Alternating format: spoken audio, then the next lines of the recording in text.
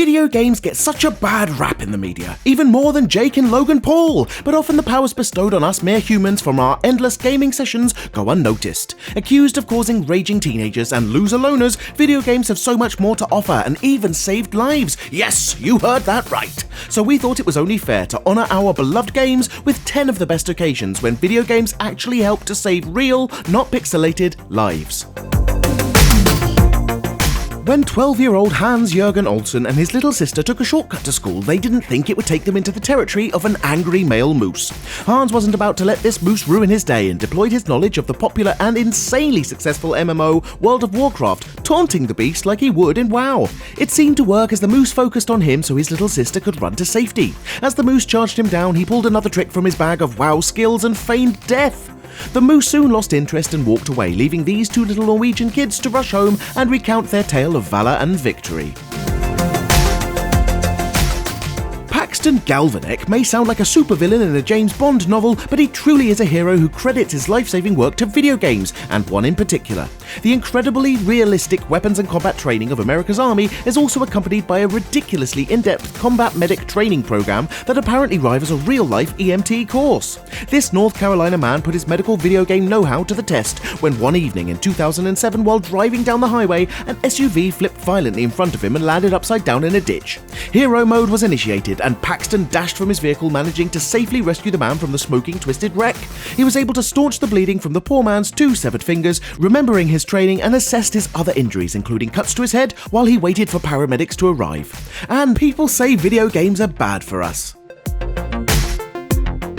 A Canadian teenager made the news when he was able to help a severely depressed friend he'd made on Xbox Live. After listening to some worrying statements that alluded to suicide, this 14-year-old decided that he wanted to help. He called the police and, without knowing the troubled youth's name or address, was able to get him the help he needed. Through Xbox Live, the police were able to talk down the youth and get him the help he needed. When the authorities contacted the suicidal boy's parents in Texas, they had no idea that there was a problem. It took another teenager 1,500 miles away to help save the day.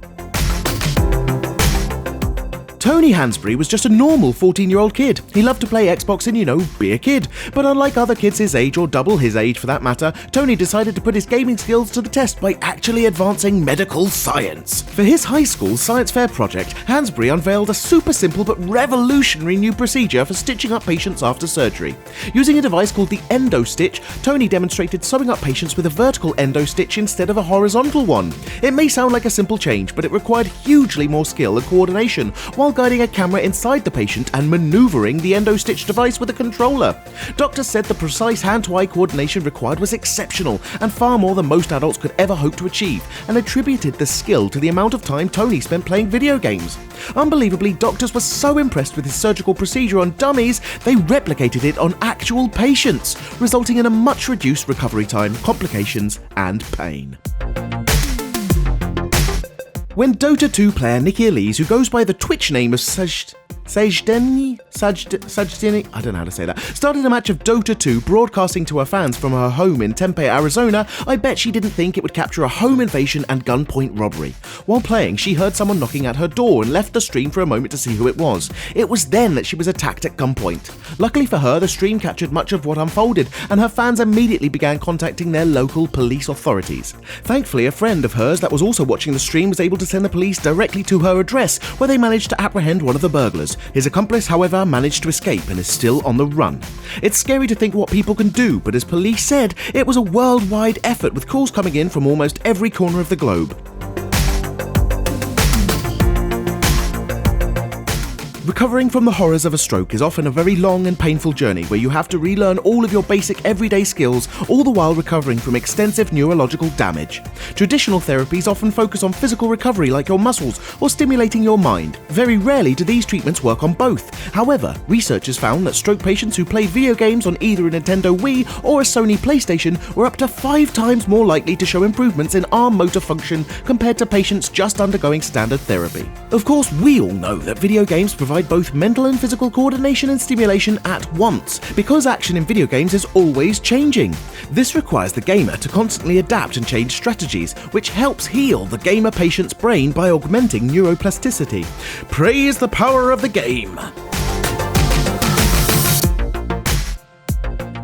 Back in 2011, David Ritchie was driving home along a snowy highway in Canada when the unthinkable became really damn thinkable. An 18-wheeler truck on the opposite side of the road lost control and ploughed through the central reservation and straight towards him. In an interview afterwards, David said, "Everything seemed to slow down and I thought of all those years playing video games really paid off." This goes straight to the heart of the positive video game argument, where games improve our instincts and reaction times among other things. We've all hurtled down a road in GTA and swerved to avoid that oncoming old lady driver that ignores the light, only to spin wildly and resume our race to victory. And this guy amazingly lived to tell the tale. Not only does this kid have a cool name, but he is also a hero. Griffin Sanders from Colorado, at the tender age of 10, grabbed the steering wheel of his grandmother's Buick sedan when she passed out at the wheel mid-sentence. The car, travelling at 60 miles an hour, was steered to safety by Griffin's quick thinking, saving not only himself and his grandmother, but also his 4-year-old brother in the back seat. When asked what happened, Griffin said, "I could see over the dashboard while I was driving, so I had an idea of where I was driving into. I couldn't get to the brakes because Grandma Great was in the way." Darlene, his grandmother, said she was very proud of his actions, and I bet she now lets him play as much video games as he likes. What a cool dude. 3 youths stormed into a gaming cafe in Kaneohe, Hawaii, and began to rough up the front desk employee. The brazen bandits appeared to be doing well, taking money from kids, customers, and behind the till, until they made a fatal mistake. They tried to take one guy's DS. Oh hell no! The dedicated gamer loses his shiitake mushrooms and goes full Hulk on the robbers, flying straight at his would-be thieves with a flurry of fearsome punches. After managing to land one, he receives a number in return, but his honourable act of valour inspired his fellow gamers to find their inner heroes, who eventually fight back, stealing the mask of one robber and causing the rest to flee, where they were then later apprehended by the authorities. Dementia and Alzheimer's are horrible diseases that rob a person of their life before they actually die, so finding a cure and prolonging enjoyable, healthy life is incredibly important. Alzheimer's Research UK teamed up with Deutsche Telekom and scientists from University College London and the University of East Anglia to develop a special game called Sea Hero Quest, which is free on Android and iOS devices. People with dementia can face real challenges with navigation, a problem that can occur early on in the condition, so these clever scientists started creating this pioneering innovative piece of dementia science. Any of us playing a game will actually help scientists understand in detail how our brains navigate space and help to build the largest crowdsourced database on human spatial navigation. So this game is really helping to save thousands, if not millions of lives. This was our list showcasing 10 real-life occasions when video games saved lives, and we hope you've enjoyed our video.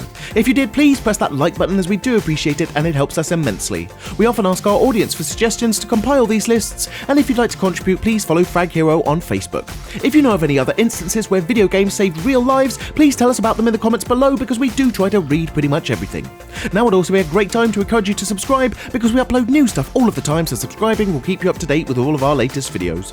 You can also check out fraghero.com for more gaming related articles, but until next time, thanks for watching and have a great day.